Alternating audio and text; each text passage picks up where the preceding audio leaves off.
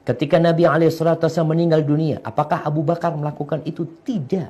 Tanpa acara itu semua, dan kau tahu, nggak ada acara itu. Assalamualaikum warahmatullahi wabarakatuh. Ustaz, saya mau tanya, di daerah saya masih ada tradisi tahlilan sampai 7 hari setelah meninggal, 40 hari dan 100 hari menyediakan kue makanan buat yang mengaji dan saudara-saudara yang membawakan kue amplop, lalu membayar orang yang mengaji di rumah yang bayarannya sampai 10 juta selama 1 minggu untuk satu kelompok terdiri dari beberapa orang karena tidak putus selama 24 jam mengaji bergantian. Sehingga yang saya dengar total biayanya bisa mencapai 40 jutaan Ustadz, dimulai dari pemakaman, membagikan amplop orang-orang menyolati sampai tahlilan 100 hari, membagikan buku Yasin dan besan makanan yang dikemas dengan wadah tempatnya baskom yang biasa ingin terlihat. Wah, jujur saya kaget dan memikirkan bagaimana mungkin setelah meninggal saya membebankan biaya yang jumlahnya tidak sedikit. Apakah memang harus seperti itu Ustadz? Bagaimana hukumnya di sekolah? Barakallahu fikum.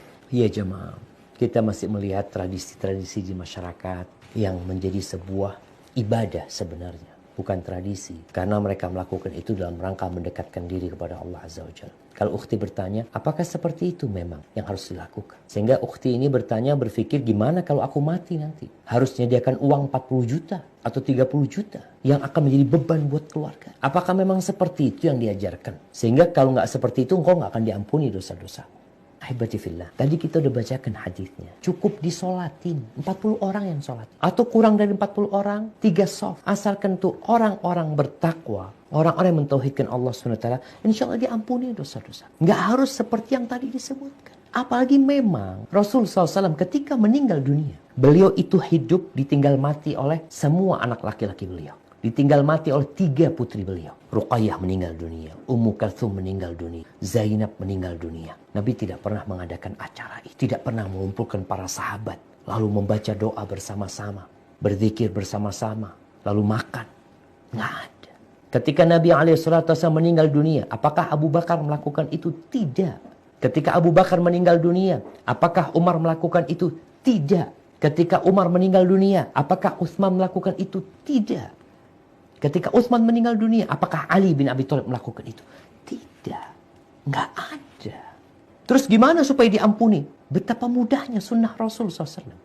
Biaya yang perlu itu adalah biaya untuk pemakaman. Ya, kalau harus beli tanah, harus beli kafan, ya, itu biaya yang dikeluarkan. Adapun mensolatin tanpa biaya, kita bicara ikhlas lillahi ta'ala. Setelah pemakaman apa yang dilakukan? Selesai, nggak ada apa-apa. Kayak gitu, Ustaz. Ya seperti itu Nabi SAW. Jadi kalau ada yang mengatakan bahwasanya orang yang meninggal dunia yang tidak ditahlili umpamanya dikatakan seperti bangkai.